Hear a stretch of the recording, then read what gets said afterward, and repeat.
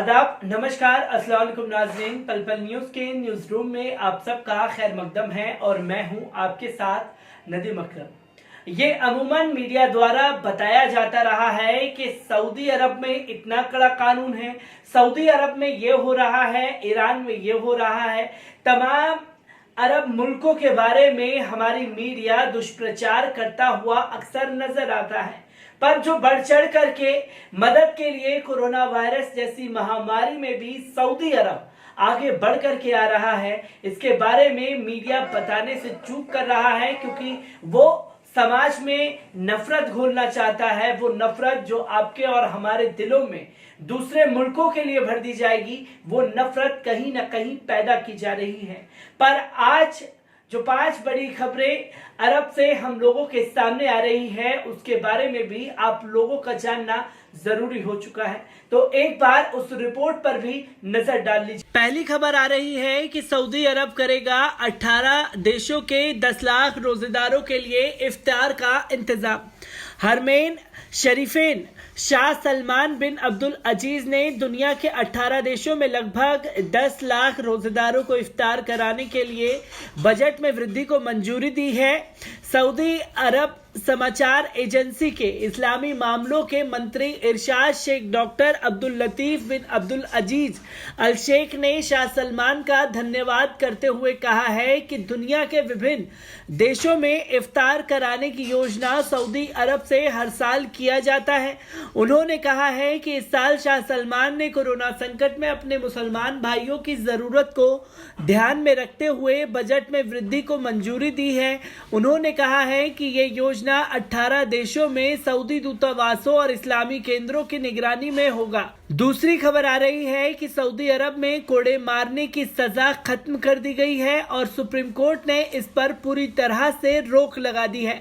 Saudi अरब के उच्चतम न्यायालय ने देश में कोड़े मारने की सजा खत्म करने की घोषणा की है। कोर्ट ने अपने निर्देशों में कहा कि इसके बदले या तो जेल की सजा दी जाएगी या फिर उसे जुर्माना भरना होगा।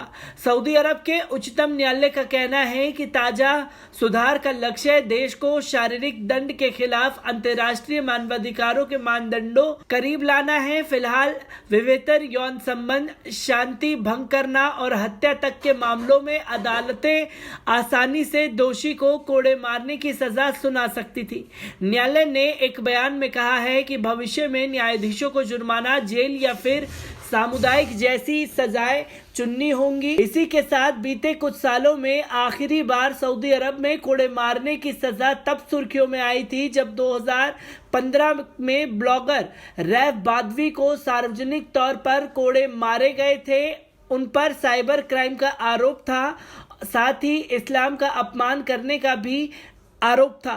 बदावी को जून 2012 में गिरफ्तार किया गया था। उन्हें 10 साल कैद और 1000 कोड़े मारे जाने की सजा दी गई थी। तीसरी खबर आ रही है कि दुबई से आई थी कमलेश भट्ट की लाश, गृह मंत्रालय के आदेश पर फिर दुबई भेजा। इस वक्त पूरी दुनिया एक अजीबोगरीब लड़ाई लड़ रही है। एक ऐसा दुश्मन सामने है जो दिख भी नहीं रहा, लेकिन हमारे आसपास ही कोरोना वायरस नाम के इस दुश्मन ने बड़ी संख्या में लोगों को अपना शिकार बनाया है। जो काम करके लोग मानवता की मिसालें देते थे, आज वही कोरोना पर लोग शक की नज़र से देखे जा रहे हैं। कोरोना वायरस ने जिंदगी के रंग और रूप सब बदल दिए हैं। ऐसा ही एक अजीब सा वाकया पेश आया है। बहुत कोशिशें करने के बाद दुबई से उत्तराखंड के व्यक्ति का शव दिल्ली एयरपोर्ट पहुंचा। मृतक के परिजन शव लेने के लिए एयरपोर्ट पहुंचे तो मालूम हुआ कि उस विमान को वापस लौटाया जा चुका है। शव के लौटाए जाने की वजह कोरोना का डर बताया जा रहा है, जबकि परिजनों का कहना है कि व्यक्ति की मौत दिल का दौरा पड़ने से हुई है, न कि कोरोना वायरस के संक्रमण से। इस घटना से परिजनों को धक्का लगा है और वो अब सरकार से मांग कर रहे हैं कि शव को दोबारा यहां पहुंचाने की व्यवस्था की जाए। टिहरी के धनौल्टी तहसील के सकलाना के सेमवाल गांव निवासी कमलेश भट्ट दुबई में नौकरी करते थे। वो एक होटल में काम करते थे। 17 अप्रैल को उन्हें दिल का दौरा पड़ा, जिसके कारण उनकी मौत हो गई। परिवार के लोगों ने सरकार से शव के यहाँ पहुंचाने की व्यवस्था करने की मांग की थी। उनके शव को भारत पहुंचाने के लिए दुबई के रहने वाले समाजसेवी रैशन रतूड़ी ने खासी मेहनत की थी। एक कार्गो विमान के जरिए 23 अप्रैल की रात को दुबई के अबू धाबी एयरपोर्ट से कमलेश और 2 अन्य लोगों का शव नई दिल्ली एयरपोर्ट उतारा गया। कमलेश के चचेरे भाई विमलेश भट्ट 24 अप्रैल की सुबह पहुंचे, लेकिन उन्हें मालूम हुआ कि गृह मंत्री ने रात में ही एक आदेश निकाला है कि विदेश से आने वाली किसी भी व्यक्ति का शव ना लिया जाए। इसी वजह से तीनों शव लौटा दिए गए। विमलेश ने आरोप लगाया कि भारत सरकार, विदेश मंत्रालय और दूतावास में कोई समन्वय नहीं था, इसलिए उनके शव की इस तरह फजीहत हुई। चौथी खबर आ रही है कि ब्रिटेन कोरोना से लगा लाशों का ढेर तो मुस्लिमों ने दी मदद के लिए मस्जिद की जमीन। ब्रिटेन में बीते एक दिन में 813 लोगों की कोरोना वायरस संक्रमण के चलते मौत हो गई। बाद में मृतकों की संख्या शनिवार को 20,000 से अधिक हो गई। इस सप्ताह एक दिन में हुई मौतों का यह सबसे बड़ा आंकड़ा है। ब्रिटेन के स्वास्थ्य एवं सामाजिक देखभाल विभाग द्वारा जारी इन आंकड़ों में अस्पताल या स्वास्थ्य केंद्रों से बाहर हुई मौतों की संख्या शामिल नहीं है, लिहाजा मृतकों की संख्या और अधिक हो सकती है।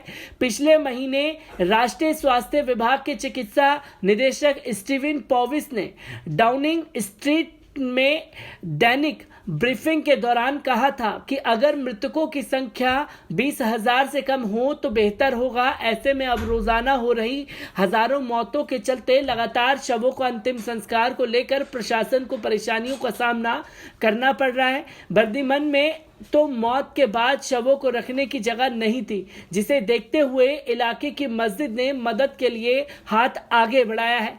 तो वहीं 5वीं खबर आ रही है कि ईरान कभी किसी संघर्ष या तनाव की पहल नहीं करेगा।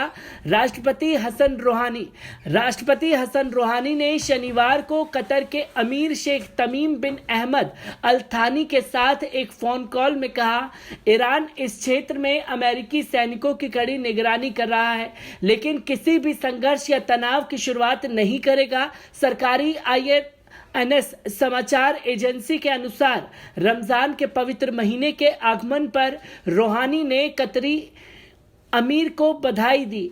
एजेंसी ने रोहानी को अमीर के हवाले से बताया, ईरान अमेरिकियों की हरकतों पर कड़ी नजर रख रहा है, लेकिन इस क्षेत्र में किसी तरह के संघर्ष या तनाव की शुरुआत नहीं करेगा। रोहानी और शेख तमीम ने तेहरान और दोहा के बीच संबंधों और सहयोग का सकारात्मक और विकास के रूप में मूल्यांकन किया और दोनों देशों के बीच द्विपक्षीय संबंधों को मजबूत करने की आवश्यकता पर जोर दिया।